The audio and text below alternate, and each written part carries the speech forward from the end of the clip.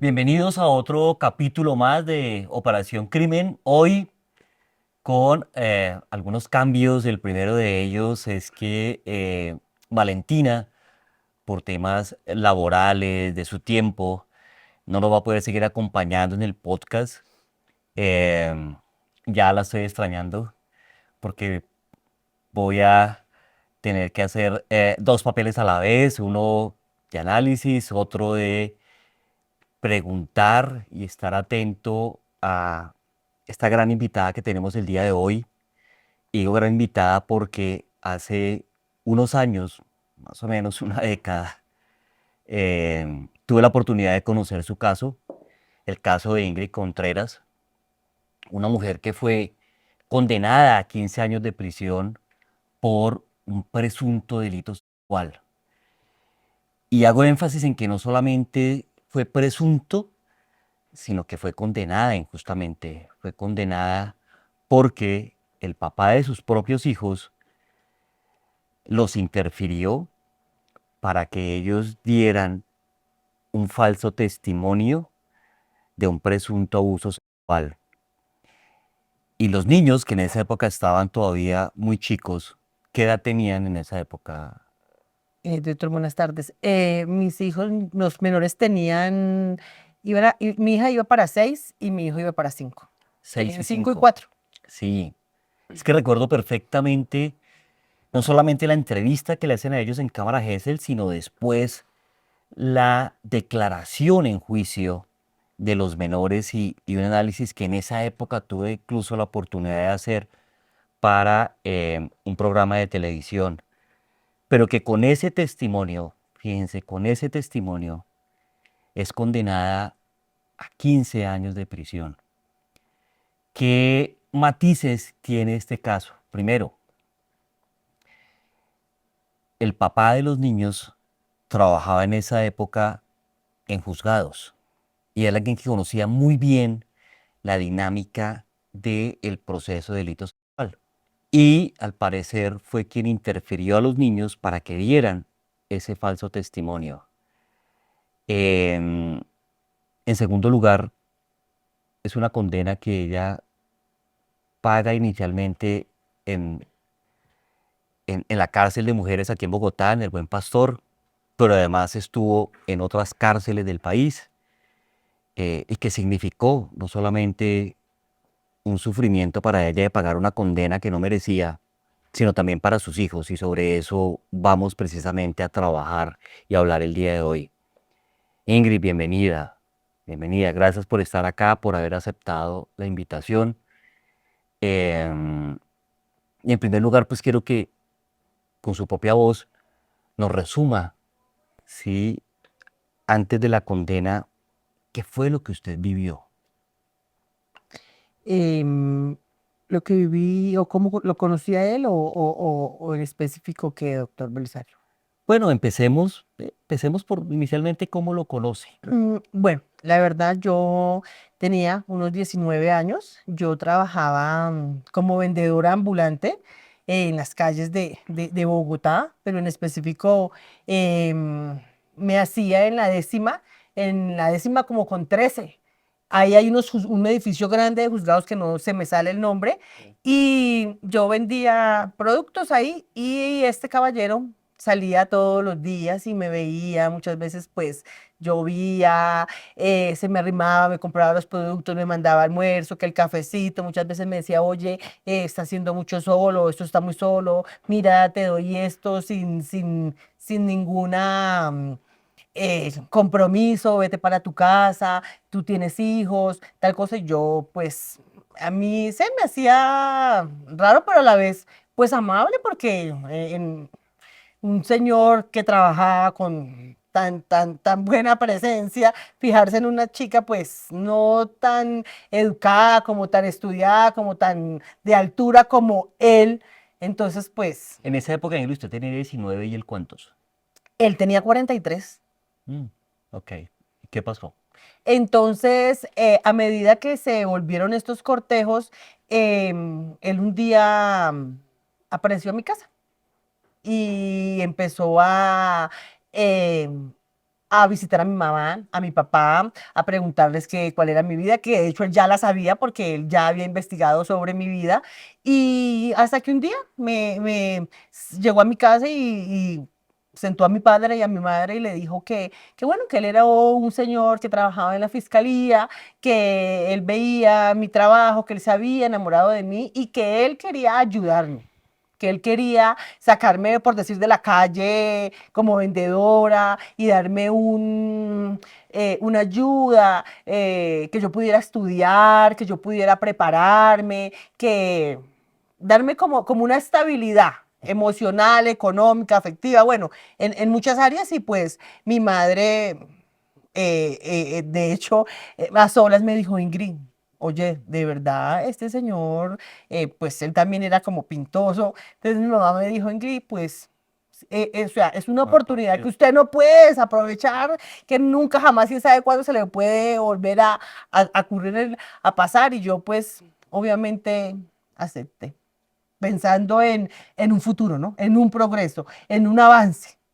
¿Qué conoció usted, Ingrid, del pasado de él? Me refiero, ¿supo usted de pronto si él estuvo casado, si tenía hijos antes de tener los hijos con usted? ¿Tuvo esa información previa o no? Sí, él era muy reservado en sus cosas. Él solamente me decía como lo clave o lo específico que, según él, yo tenía que saber.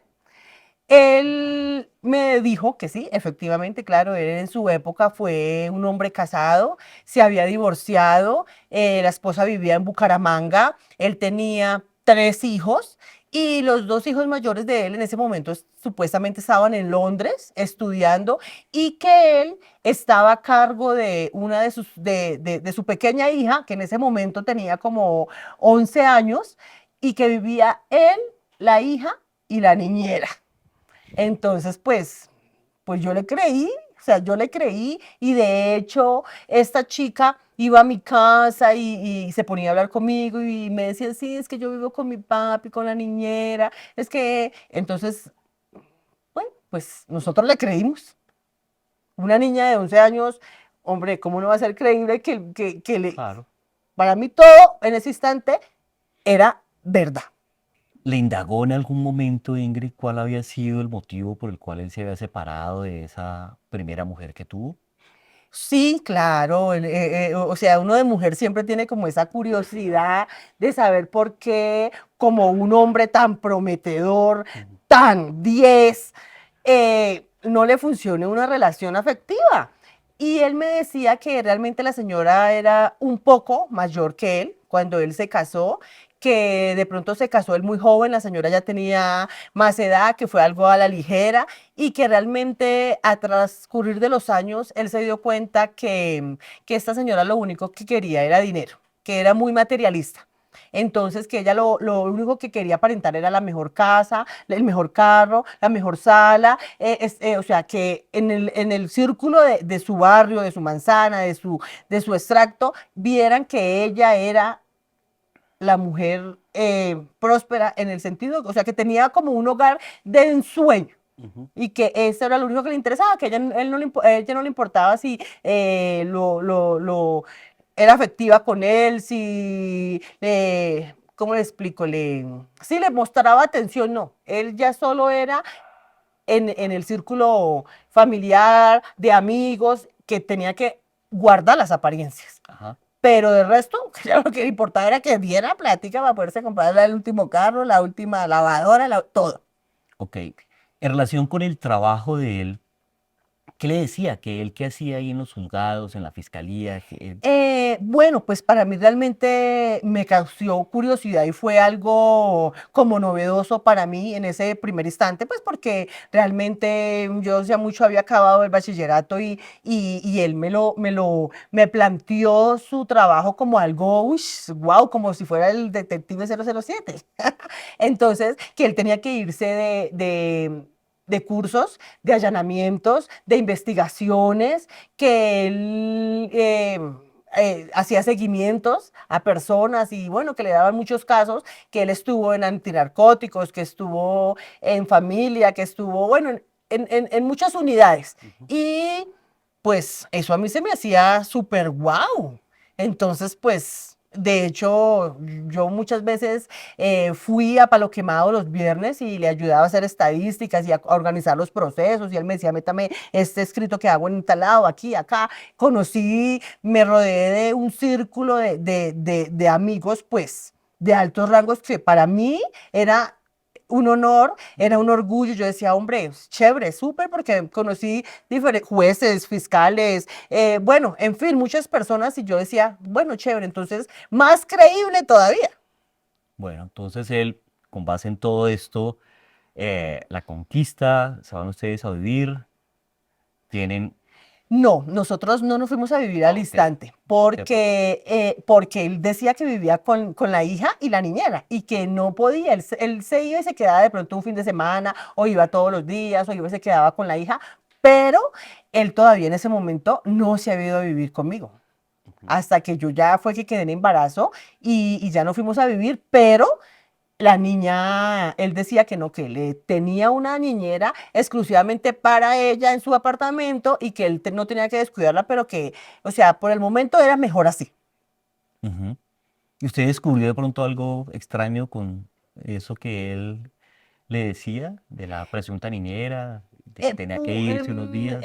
Pues bueno, él mantenía de pronto en el día mucho tiempo conmigo. Él me invitaba a almorzar, salía de la oficina y yo iba y lo esperaba. Salíamos, ya después yo quedé en embarazo. Él era muy, muy detallista. Él fue una persona muy detallista. Pero algo que sí me causaba mucha curiosidad era que cuando la hija iba a visitarlo, él no parecía el papá, sino ella parecía la mamá de él porque ella era una secretiadera y se enojaba y si él ella le decía nos vamos, él le daba la tarjeta de crédito, o sea, ella hacía ciertas cosas que no era como normal. Ujú. Entonces yo decía, él me decía, es que ese es el estilo de vida de ella, esa es la educación que yo le estoy dando.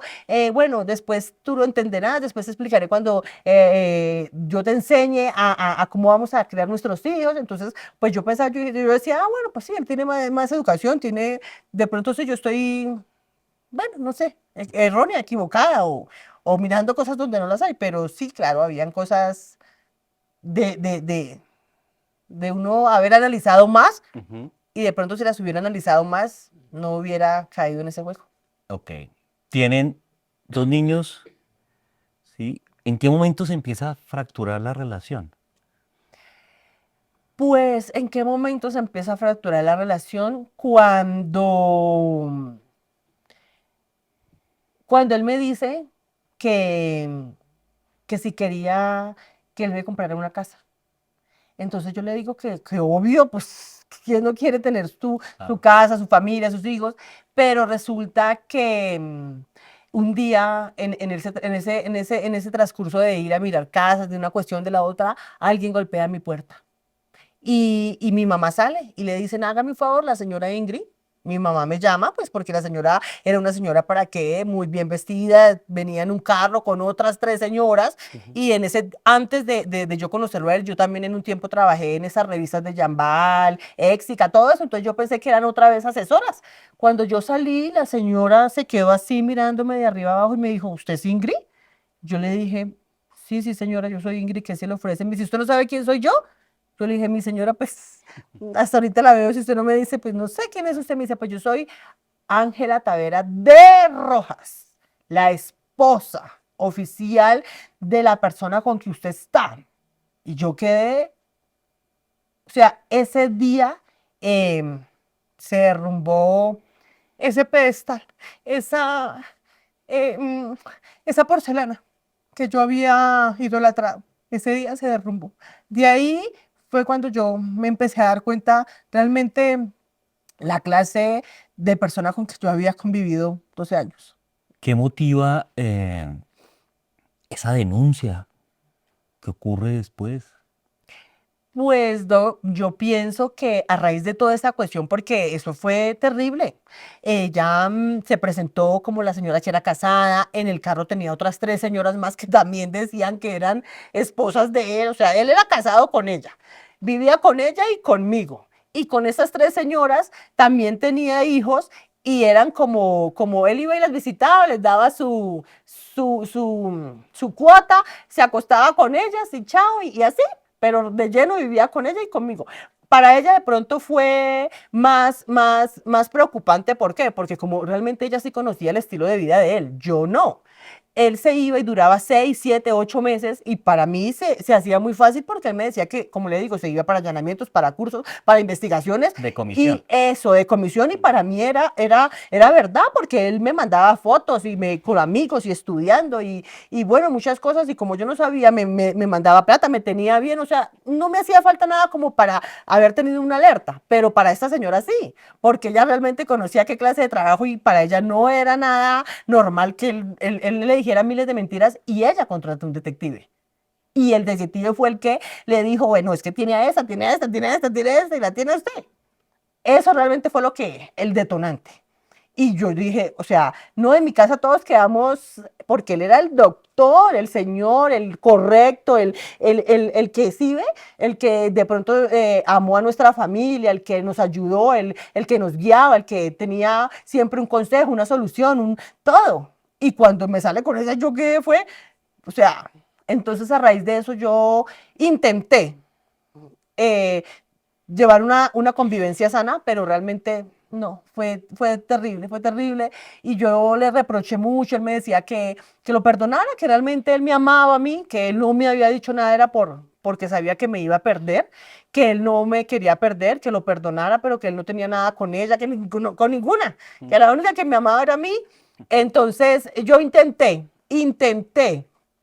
tener una relación sana, pero realmente no. Esta señora me hostigó hasta el punto de mandarme a pegar. Ella me mandó a pegar, pero él no me creyó, él no dejó que yo la denunciara.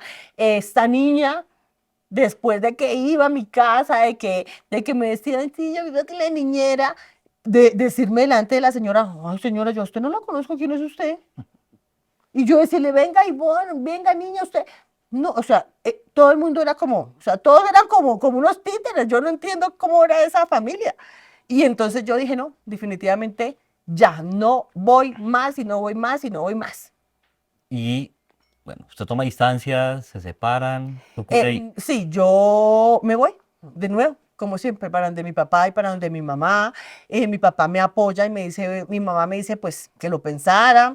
Mi papá me dice, no, Ingrid, la verdad, o sea, todos quedamos traumados por esa situación. Y mi papá me dice, no, Ingrid, para adelante, usted puede sola, no es la primera ni la última mujer que se va a quedar como madre soltera. Entonces, ¿qué le puede hacer él? Lo único que le puede hacer de pronto no darle la cuota alimenticia o de pronto cuando se embriague venir y hacer el escándalo, pero ¿qué más?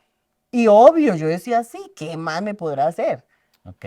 Pero ¿Cuánto tiempo transcurrió, Ingrid, entre esa ruptura en que usted descubre qué tipo de persona era este señor, esa porcelana, como usted dice, sí, que lo tenía idealizado y que ya descubre el juego?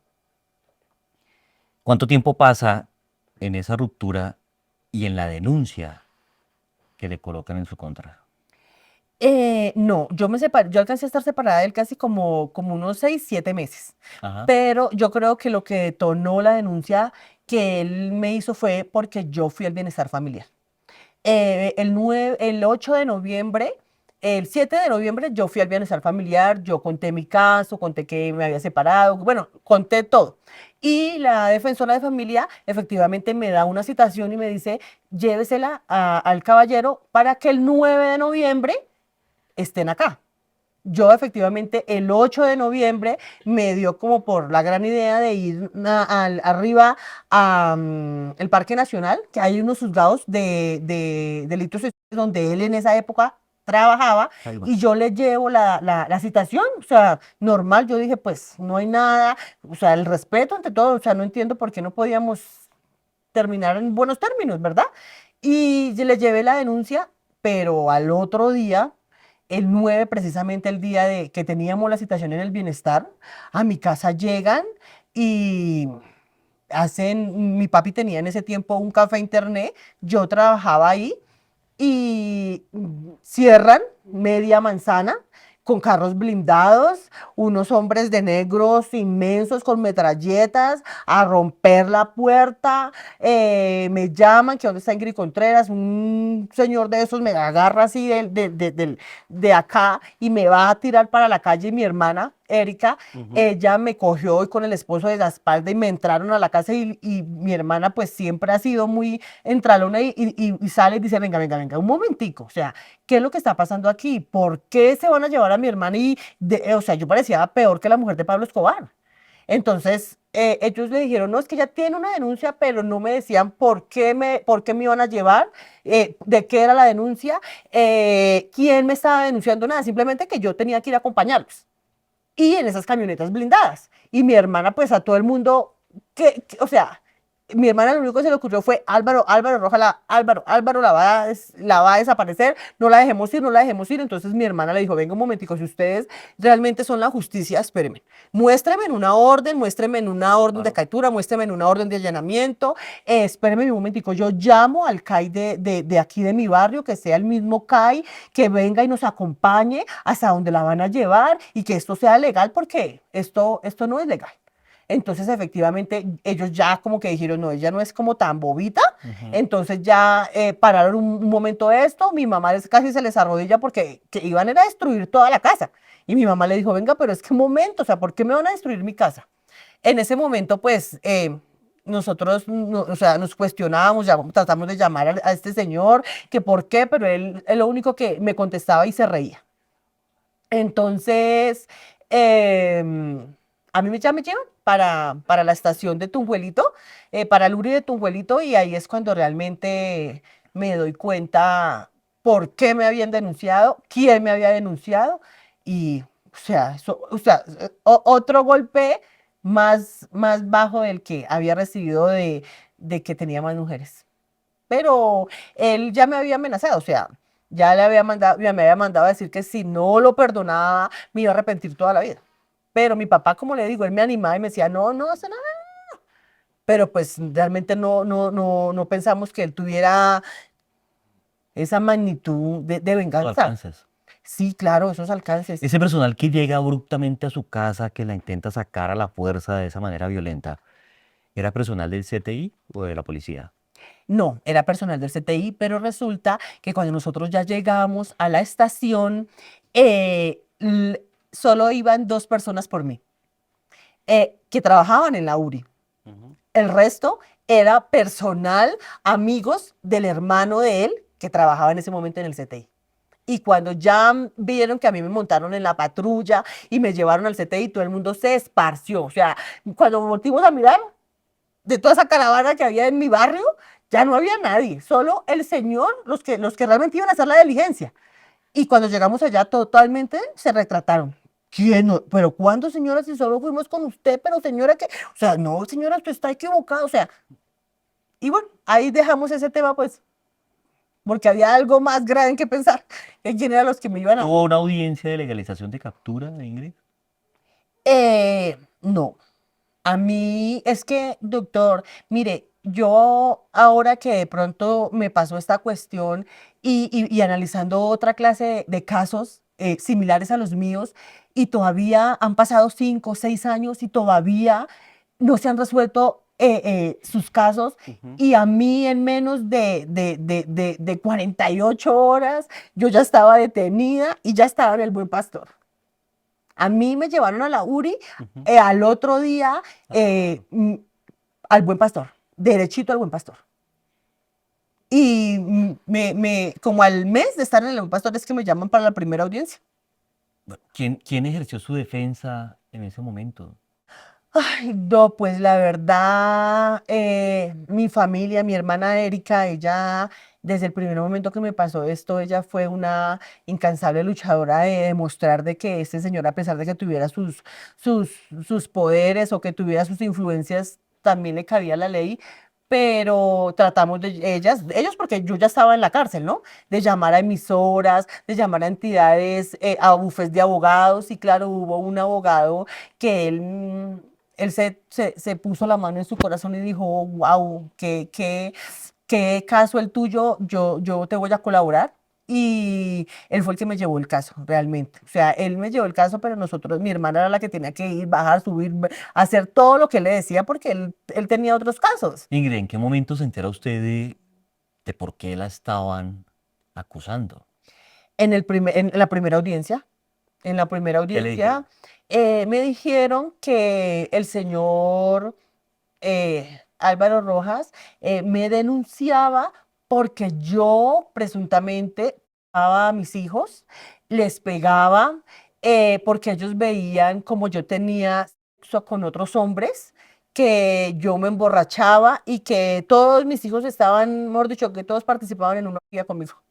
Ese fue realmente, o sea, en primera instancia, ese fue mi acusación. Acto sexual con menor de 14 años, agravado homogéneo con yo no sé qué tantas cosas más. Concurso homogéneo y sucesivo. Sí. Bueno, usted se enfrenta al juicio, ¿sí? En ese juicio van a declarar sus hijos. ¿Usted estuvo cuando ellos declararon? ¿Usted estaba ahí presente? Sí, nosotros, sí, ellos fueron a la cámara, Gesell. eso, a la cámara Gesell. ¿Qué parte de tu cuerpo tocó? La la cola. ¿Alguien ha tocado alguna de tus partes, las partes íntimas de tu cuerpo? Mi mamá Ingrid. Y claro, ellos dicen sí, que yo los tocaba, porque ellos, medicina legal, los examinó y en medicina legal totalmente no salió nada porque era Inhallazgos. un presunto tocamiento. O sea, cuando están acusados y que alguien está acusado, sí, sí está acusado, pero no, él era supuestamente un presunto tocamiento, entonces ellos dijeron que no, que los niños realmente, pues no sé de qué manera yo los había tocado, pero que ellos estaban intactos en sus partes íntimas. Y ellos dijeron una versión, sí, mi mami era mala, mi mami nos tomaba, mi mami nos hacía esto en el cuarto, mi mami nos, o sea, dieron como un léxico que usted mismo lo dijo que no era para unos niños de esa edad. Bueno, quiero retroalimentar un poco lo que usted nos ha dicho acá, ¿sí? Porque nos sigue ilustrando muchas cosas que incluso con otros invitados y con Valentina teníamos en nuestros programas y es este tipo de perfil de hombre, porque su gran mayoría son hombres, lamentablemente, manipuladores, con dobles vidas, mentirosos patológicos, con algunos rasgos de narcisismo por sentirse de pronto importantes, poderosos, tal vez por tener seguramente varias mujeres, pero que a través del engaño, de la mentira, de la manipulación, generan daño.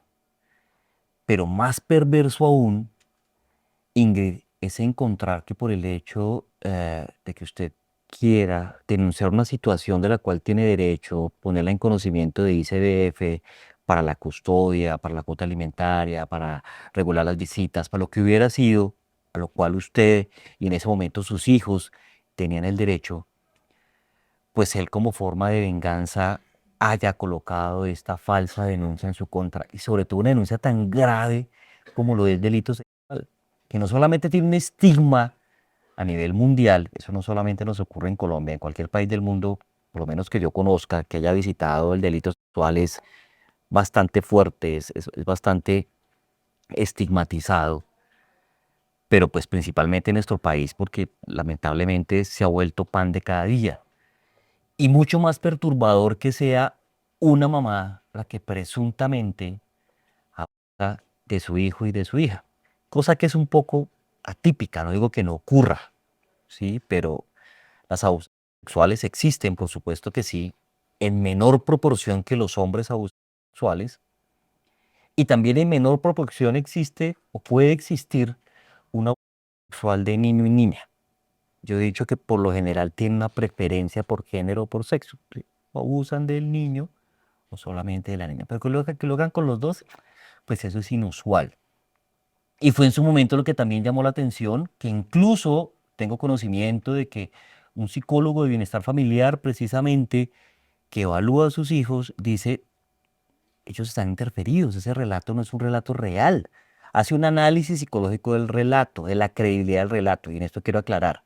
Los peritos podemos hacer eso, analizar psicológicamente la credibilidad. Jurídicamente, la credibilidad la pondera el juez.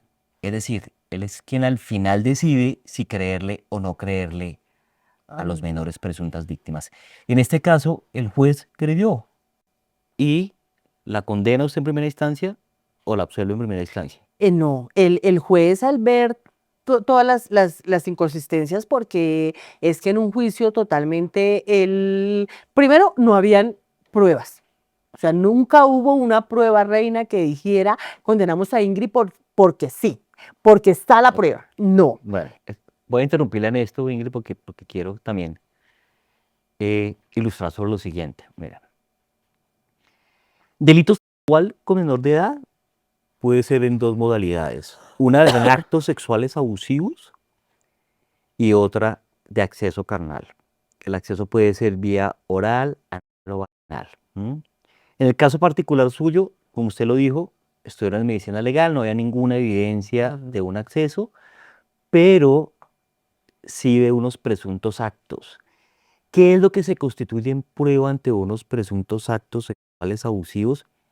El testimonio de los menores, el dicho de los menores. Entonces ahí digamos que eso es lo que se constituye como una prueba. Obviamente, ya la corte, varios magistrados, todo nuestras lecciones aprendidas incluso a nivel jurídico y judicial, están cada vez más propendiendo a que el juez debe ponderar, a que el juez no debe tomar tácitamente o explícitamente el testimonio del menor y con base en eso condenar, sino que debe tener una corroboración periférica, es decir, otra información adicional para poder ponderar y establecer, más allá de toda duda, como dice la norma, que efectivamente usted sí fue responsable de esa conducta punible.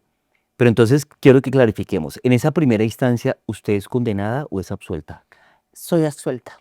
Es absuelta en primera instancia. En primera instancia. ¿Fue un juez o una juez quien estuvo a cargo? Un juez. Un juez, él la absuelve. Él me absuelve. Y la absuelve seguramente por duda, es decir, hay elementos que le generan duda y por duda razonable la absuelve a usted. Totalmente.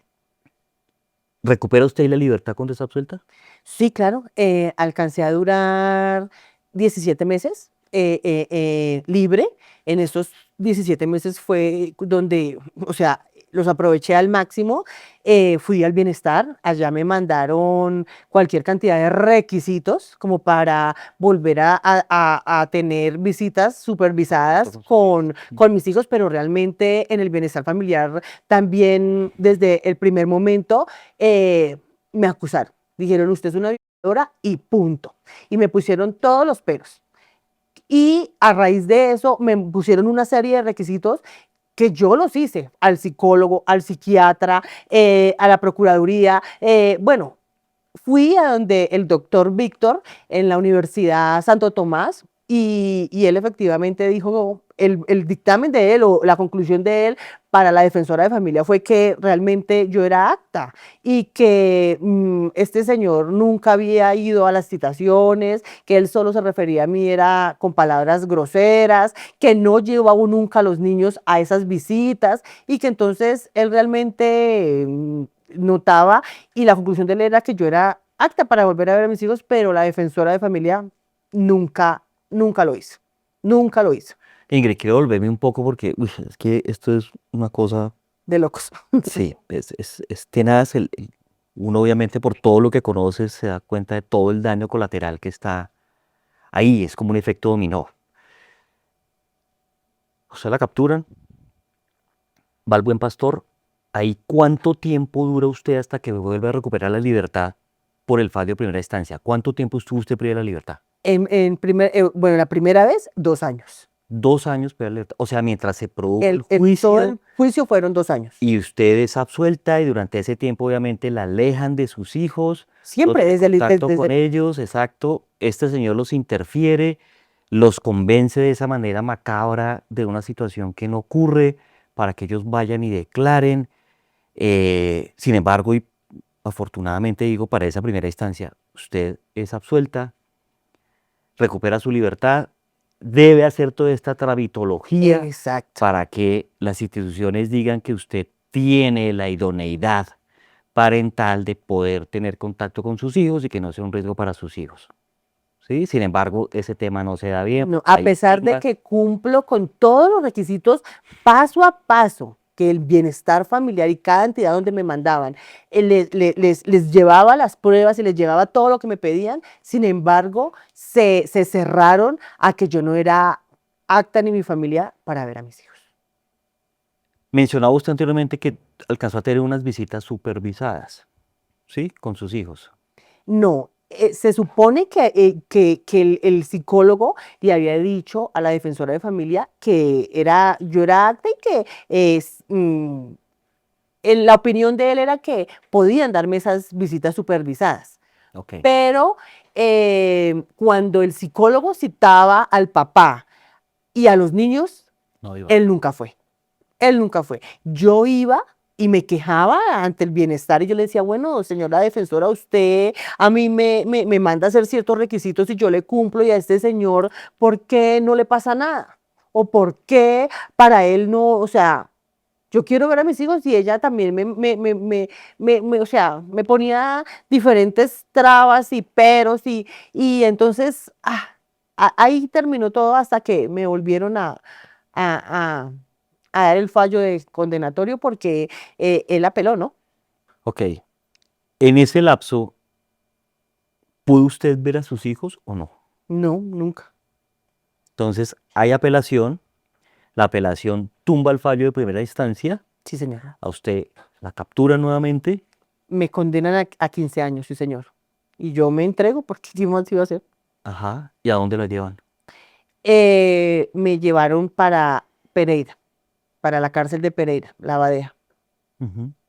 Allá duré como 3 años, de ahí me trasladan para Medellín, en Medellín duré como otros 3 años, de ahí me trasladan de nuevo otra vez para Pereira y ya de Pereira me trasladan definitivamente para la cárcel de Coiba Picareña, en Ibagué, que donde fue donde acabé de pagar mi condena de 8 o 9 años, restantes que me faltaban, ¿no? ¿Por qué la trasladaron a tantas cárceles? Porque primero estaba pidiendo acercamiento familiar para acá, para Bogotá. Ujú. Segundo, porque yo nunca dejé de luchar. Nunca dejé de luchar y entonces mi hermana me mandaba papeles para firmar de entidades y bueno, se tenía que tener la firma para sacar constancias de que yo estaba detenida, una cosa y la otra. Entonces, realmente no sé qué pasó y cogí la mala fama de que era tutelín, de que mandaba papeles, de que alegaba, de que peleaba, porque realmente también la cárcel es otro cuento. A raíz Vamos a hablar de eso. de mi problema, la cárcel también es otra institución muy complicada, entonces pues me daban esa fama y me trasladaban porque decían, ay, no, no, no, nosotros no queremos problemas ni con la Defensoría, ni con la Procuraduría, ni con Derechos Humanos Internacionales, ni con, bueno, las personas que pudieran colaborarme en ese momento, ¿no? Es que me llama la atención que lo hubieran trasladado a varios cárceles o sitios penitenciarios, ¿no? Eh, y para eso le quiero preguntar, ¿tenía usted familia en Pereira, No, señor, en Medellín, tampoco. en Ibagué? No, Su arraigo era Bogotá. sí, señor. Ok. ¿Cómo fue la vida en prisión? Yo, es otro mundo. Es totalmente otro mundo porque em, en esos cuatro muros pasan tantas cosas que, que uno es un régimen totalmente diferente. O sea, usted tiene que acoplarse, quiera o no quiera. Usted allá no puede llegar ni muy mansa porque es malo y tampoco muy alborotada porque también es malo. Tiene que haber un balance. Pero realmente usted conoce personas malas, se cortan, se matan, se cuelgan, la alimentación es mala, la salud es pésima, porque salí con mi salud deteriorada de tantos años y nunca hicieron nada. Nunca hicieron nada por mí ni por nadie. Allá la gente se muere y nadie dice nada. No hay una voz de auxilio, de ayuda, nada. Es simplemente lo que la familia puede hacer por uno. Y eso, si la familia tiene de pronto capacidad como económica, capacidad mental de saber que hay ciertas entidades que te pueden ayudar.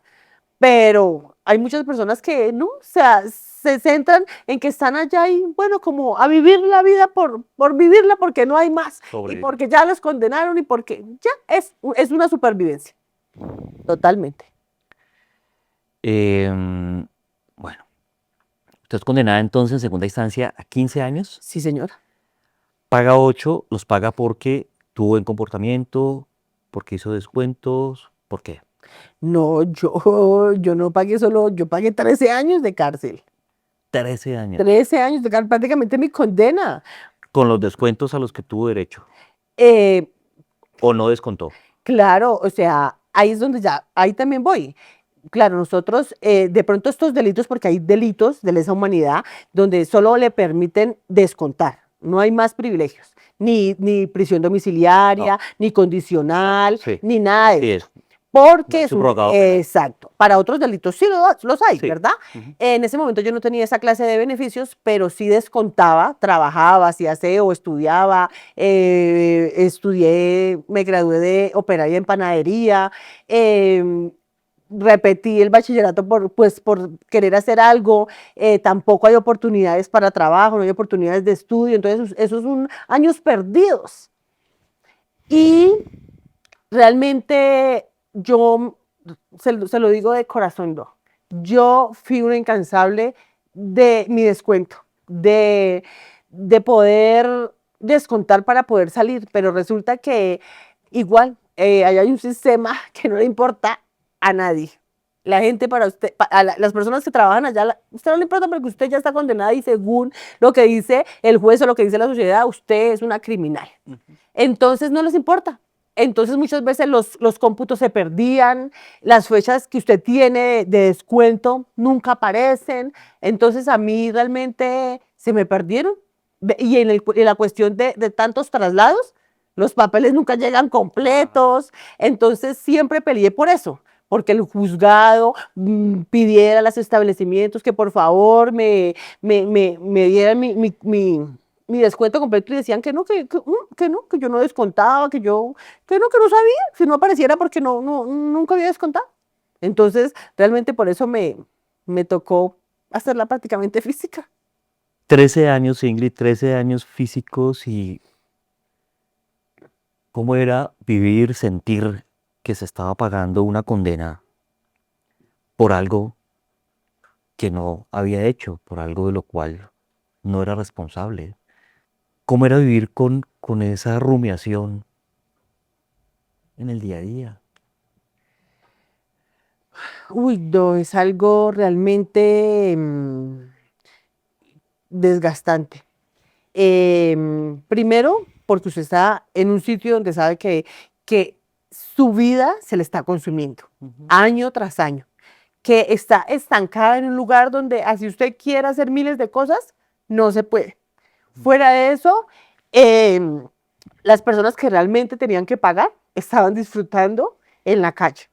Lo que más me atormentaba era porque los años pasaban, yo me hacía más vieja, por decirlo, y mis hijos crecían y yo no podía estar con ellos. O sea, ellos también tenían una etapa de crecimiento Claro. en la cual nunca fui partícipe. Entonces, eso era lo que realmente yo creo que hasta el más malo piensa que no compartir con su familia, porque igual ellos están afuera y sí, había contacto, pero no, nunca es lo mismo, Doc, nunca es lo mismo. Allá iba. ¿Cómo era ese contacto? ¿Qué supo usted en esos 13 años en relación con sus hijos? Bueno, pues mis hijos, él totalmente se desapareció, se los tragó la tierra. Mi hija, la mayor, ella fue la única persona y mi hermana que estuvieron ahí, o sea, de pronto mandándome una encomienda para el teléfono. No me visitaban porque realmente la economía no daba para eso. Claro. Contando de que mi hija, la mayor, también estuvo involucrada en mi mismo proceso. Él, después de unos años de que yo estar detenida, él dijo que mi hija también hacía las mismas fechorías que yo hacía con sus hermanos. Entonces eso fue también otro proceso también bastante complicado. Y no, yo después de 8 años fue que él me llamó una vez a la cárcel de Medellín y me dijo, oye Ingrid, han pasado 8 años, ya se me sale la situación de las manos, yo ya no sé qué más decirle a sus hijos, por favor perdónenme. Yo le dije, pues si usted quiere que yo lo perdone, diga la verdad. Pero él me dijo, Ingrid, entienda que yo no puedo decir la verdad porque está mi dignidad, está mi trabajo, si quiere yo le ayudo económicamente, le ayudo a que le puedan dar un beneficio más rápido, si quiere la pongo a que llame con sus hijos. Y fue en ese momento cuando yo por primera vez, después de 8 años, pude volver a hablar con mis hijos. Pero obviamente no eran ellos. Era una llamada mecanizada y con él ahí. Y él les decía qué tenían que decir. Hola mamá, te amamos, te extrañamos. Y yo les preguntaba miles de cosas, pero siempre él estaba presente y solo los resumía lo que él quería que ellos me dijeran. Cuando él me decía bueno, que él quería estar seguro de que yo realmente lo perdonaba y que iba a estar con él, fue cuando pudimos usar todas estos acercamientos para hacer el primer programa, que fue en Cuatro Caminos. Ujú. Usted cumple físicamente su condena de 13 años, sale y ¿cómo fue ese primer contacto físico que tuvo usted con sus hijos? ¿Ya ellos tenían qué edad? Pues yo voy a cumplir 3 meses de haber salido. Ujú. Y llegar a mi casa, me hicieron una bienvenida, pero mis hijos ya están grandes. El menor mañana cumple 19 años. El que dejé de 5 Que años, tenía 5 años, sí. ya mañana cumple 19 años. Entonces, para él es muy duro pensar y creer de que su papá hubiera podido hacer todo eso. Para él es su héroe, porque siempre vivió con él, pero sin embargo él es consciente y me dicen que los perdone porque ellos sabían que realmente estaban diciendo mentiras, que necesitaban una mamá, que yo les hice demasiada falta, pero que también los entienda, que ellos eran pequeños y que tampoco podían hacer nada sino hacerle caso al papá, porque si no, ¿qué iba a ser la vida de ellos? Ujú. Y he tratado de entablar esos vínculos familiares y ahorita realmente salir, mi vida está como un rompecabezas. Quiero volver a armarlo, pero ha sido muy difícil, Doc. Es muy complicado porque así yo lo quiera admitir, así yo quiera hacer caso omiso a todo, mis hijos tienen un daño emocional y bien fuerte. Sí, Ingrid, no lo dudo. Mire, tantas cosas pasan por mi cabeza, dentro de esas, precisamente, este es un ejemplo aberrante de lo que es la violencia vicaria, es decir, de cómo se puede utilizar a unos niños para generar daño no solamente al progenitor contrario, sino también daño a ellos. No dudo que sí necesitan ese trabajo, que sí se necesita restablecer el vínculo, que lo primero, evidentemente, es a través del perdón. Tengo entendido que este señor falleció, Sí, ¿sí? él falleció el 10 de junio del 2021, ¿De qué el falleció? de COVID. Ujú.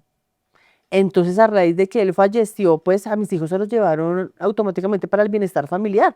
Y sin embargo, otra vez mi hermana trató de acercarse, pero de nuevo la defensora de familia dijo que no, que mi familia no era apta y más de que yo todavía no acababa de pagar una condena de los cuales implicados eran mis hijos. Ujú. Entonces a ellos los tuvieron mucho tiempo en el bienestar y de ahí ya se los llevaron para Villavicencio, donde la familia del papá, pero ya mi hija cumplió los 18 años y se independizó y bueno, se vino a buscarnos, porque pues realmente la única familia que los ama y que quería estar con ellos éramos nosotros. Porque la familia por parte del papá lo único que quiso fue tratar de que ellos firmaran miles de documentos para dejarles lo poco que el papá les había dejado y que ellos pudieran administrárselo de la mejor manera. Ujú.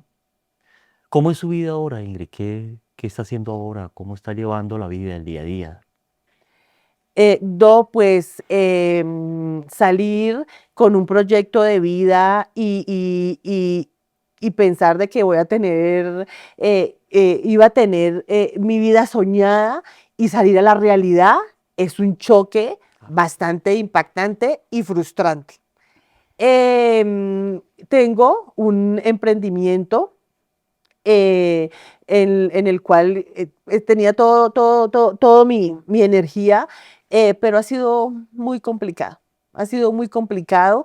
Entonces, pues estoy en mi emprendimiento, la verdad. Háblenos de ese emprendimiento, Ingrid, porque yo estoy seguro que eh, a través nuestro y de toda la gente que nos sigue, que ve Operación Crimen, podemos ayudar.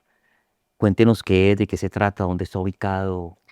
De comidas rápidas, Ok, de frutería, ok. de empanadas, chorizos, pasteles, obleas, O sea, sí lo helados. está realizando. Sí, está, Ok. pero ¿qué pasa? No ha fluido como yo pensé que iba a fluir.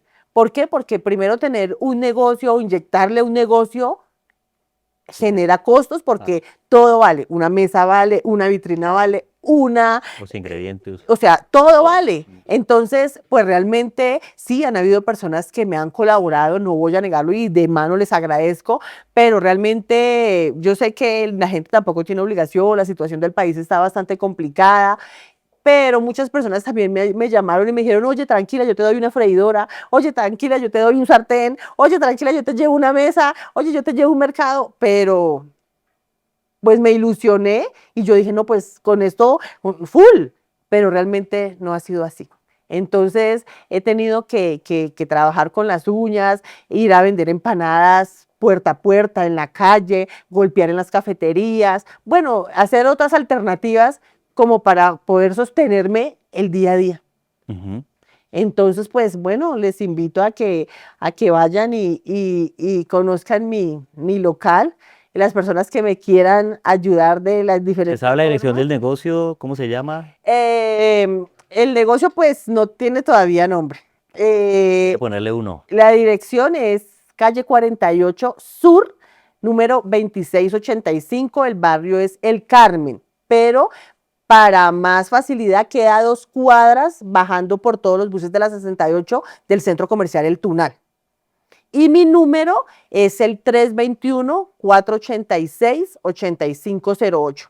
Bueno, yo les agradecería a todos si de pronto también hay un abogado que me quiera ayudar a seguir luchando por mi causa, si hay una psicóloga que también quiera ayudarme a manejar esta situación con mis hijos, porque pues realmente lo que más importa es poder sanar un poquito esa relación con mis hijos y realmente que me puedan colaborar y me enseñen cómo, porque no sé cómo hacerlo, porque de hecho yo también tengo mi corazón un poco, bueno, apaleado, pero tengo la mejor actitud, quiero salir adelante, quiero luchar, quiero trabajar, no vengo de pronto a hacerme la víctima y a mendigar o a que, ay, pobrecita Ellen, no. Tengo mis manos, tengo mi salud, quiero simplemente salir adelante, que la sociedad me dé otra oportunidad, ya que la justicia me cerró las puertas y me dio la espalda. No va a necesitar una psicóloga. Tiene un psicólogo que le va a ayudar. Gracias, Doc. Gracias. Le agradezco infinitamente. Ay. Le agradezco infinitamente que haya estado acá, que nos haya dado su testimonio, que nos haya sensibilizado de esta manera. Sí. A usted, Doc. Hay más casos como el suyo, como el que le ha ocurrido. Lamentablemente, en el tema de la justicia tenemos todavía mucho porque tenemos mucho por qué seguir mejorando, ¿sí? Y casos como el suyo son los que nos van a seguir sensibilizando para ser un mejor país, para que seamos cada día mejores seres humanos y en especial para que no victimicemos a los más débiles que son los niños. No tenemos por qué utilizarlos para este tipo de cosas. Muchas gracias por haber estado acá. A usted, Doc. Gracias por haberme invitado, gracias por escucharme, gracias por abrir este espacio a contar mi historia y que de pronto otras mujeres no pasen por lo que yo pasé, que puedan definir esas pequeñas cosas que pueden evitar tanto dolor y tanto daño. Gracias, Doc. Bueno, mucho gusto. Mi nombre es Ingrid Contreras. Vengo a contar mi historia de que fui denunciada injustamente de que abusaba de mis hijos menores y duré en prisión 13 años tratando de demostrar mi inocencia, pero pues la justicia no me ayudó mucho, entonces vengo a que otras mujeres puedan evitar lo que me pasó a mí. Yo soy Belisario Balbuena. Un saludo especial a Valentina Estupiñán, que hoy no nos acompañó y no nos va a poder acompañar de aquí en adelante, pero vamos a seguir porque esto es Operación Crimen.